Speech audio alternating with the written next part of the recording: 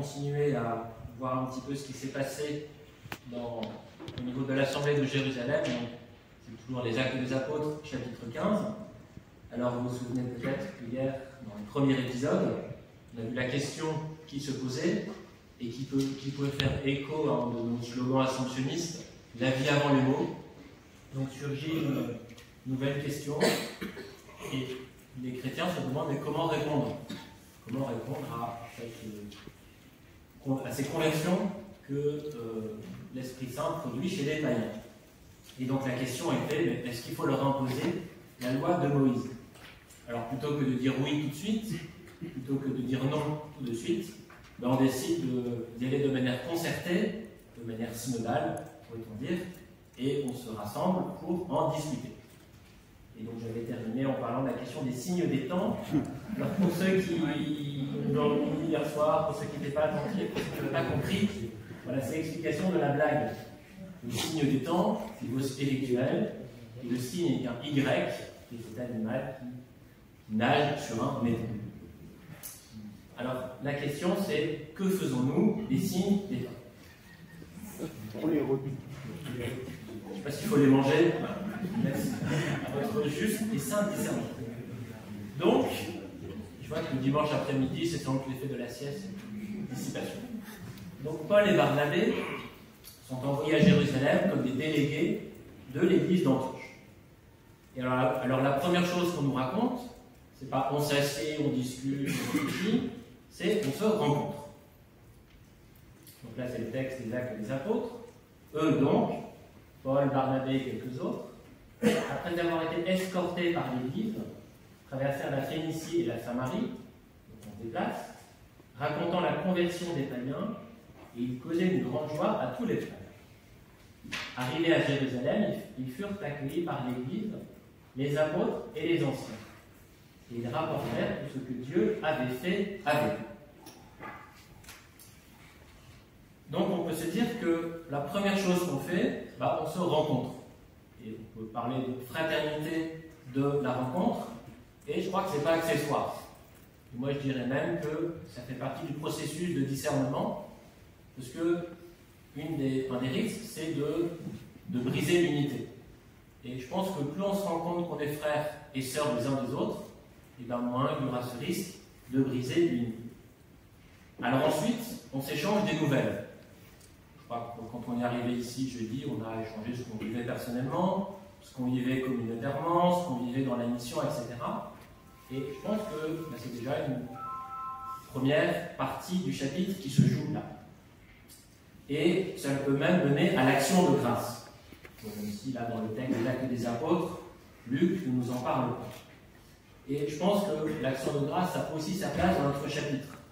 Car évidemment, le risque serait de passer son temps à se lamenter sur ce qui ne va pas, au lieu d'oublier qu'il y a aussi des choses qui apparemment vont bien, et on peut rendre grâce à Dieu pour cela.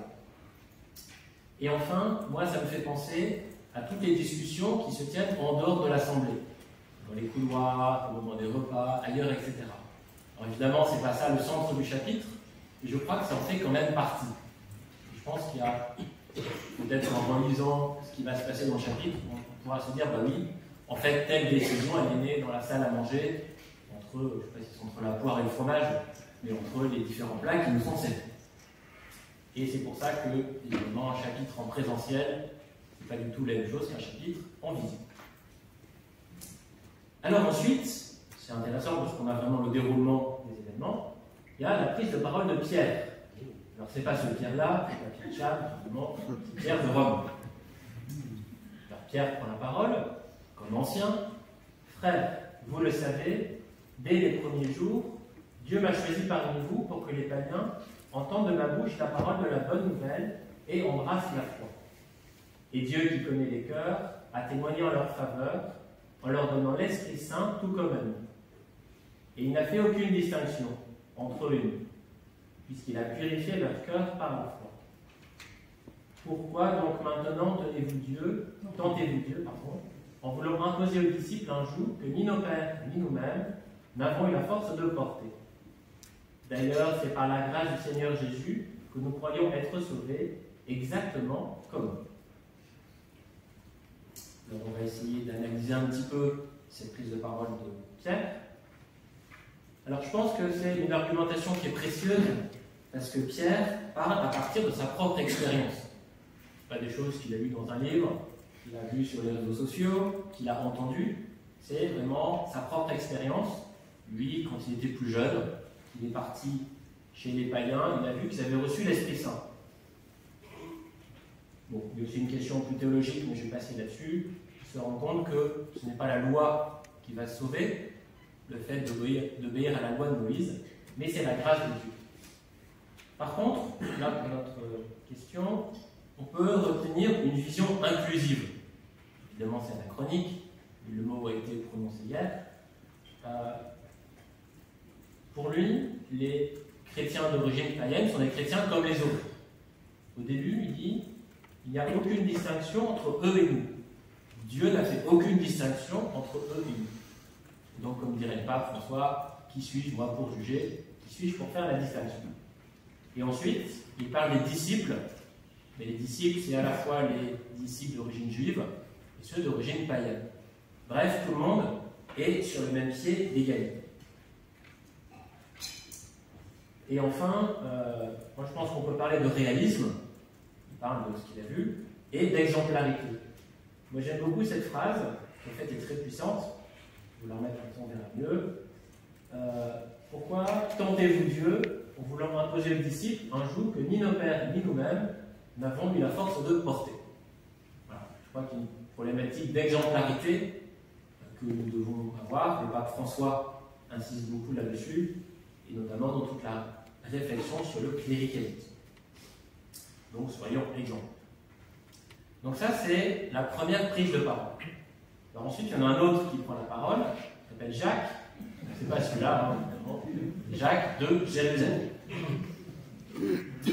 Alors j'ai pas mis toute sa prise de parole parce que c'est un peu long, mais il commence par un argument de tradition. Bon, il cite un verset du prophète Amos, dans lequel le prophète annonçait que les païens allaient se convertir et allaient rejoindre l'alliance avec eux. Bon, il y a aussi un peu de roublardise exégétique avec la version du texte qu'il cite, on ne va pas rentrer dans ces détails-là. Et donc Jacques accepte. Voilà. Il ne dit pas qu'il est contre, au contraire il est pour, mais il pose des conditions. On va voir les conditions qu'il va poser.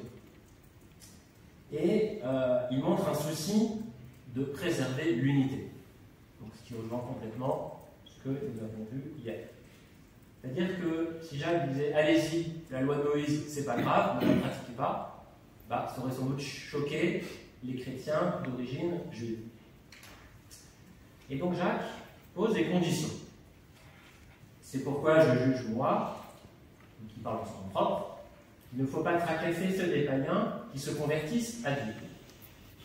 Qu'on leur demande seulement de s'abstenir de ce qui était souillé par les idoles, des unions illégitimes, des chairs étouffées et du sang. On voit que Jacques n'a pas la même logique que Pierre. Les spécialistes qui ont travaillé ce texte disent que les 4 règles qu'il pose, en fait, c'était les règles de bon voisinage qu'on demandait aux païens qui habitaient en terre d'Israël, voilà, et qui se retrouvent dans le livre du Lévitique. C'est une manière de... C'est un petit peu des exigences minimales, mais qui ne choqueraient pas les juifs, les chrétiens d'origine juive.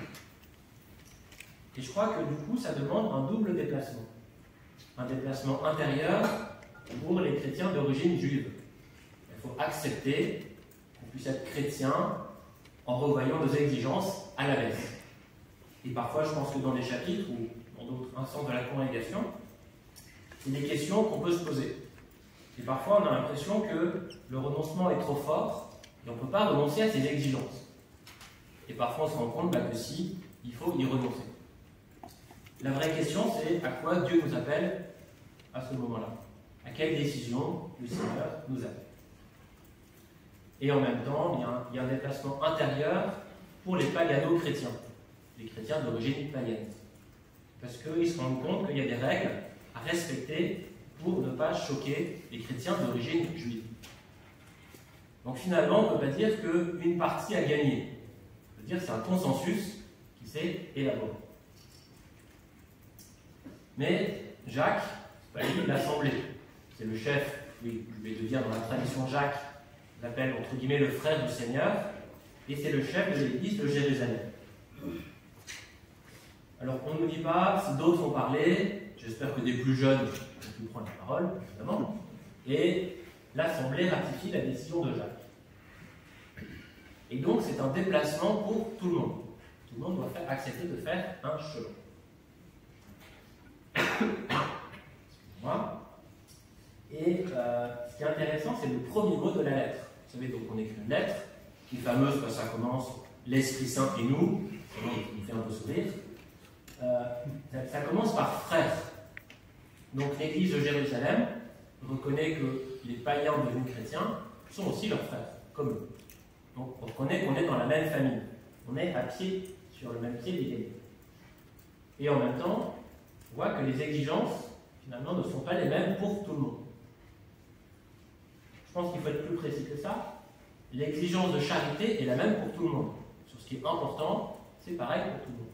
Par contre, pour les détails, pour ce qui est pratique, pour l'organisation, pour les règles alimentaires, là, il va y avoir deux manières différentes d'être chrétien. Et je crois que ça fait écho à ce que vous avez dit le Père Jacques, qui était intervenu au début du chapitre. Il nous avait parlé dans les théories politiques, est-ce que la politique c'est de créer un consensus ou c'est de gérer le dissensus? Je crois qu'ici, il y a un consensus sur la fraternité. On est tous chrétiens, on est tous frères. Et par contre, il n'y a pas de consensus sur les aspects pratiques. Mais comme on est tous frères, on est tous en commune. Et donc, il n'y a plus de problème. Donc, je termine. Qu'est-ce qu'on fait? On écrit un document. Ça, c'est le rôle du secrétariat. Et ensuite, on va diffuser la décision auprès de ceux qui sont concernés. Parce que si la décision était restée entre les membres de l'Assemblée de Jérusalem, rien ne se serait passé. Comme ça, il y a un document officiel qui dit voilà ce qu'on a décidé, voilà les actes du chapitre, et maintenant, il n'y a plus qu'à essayer de les vivre. Et voilà, comme ça, vous savez tout sur comment on a discerné les 6 minutes. Merci, Nicolas.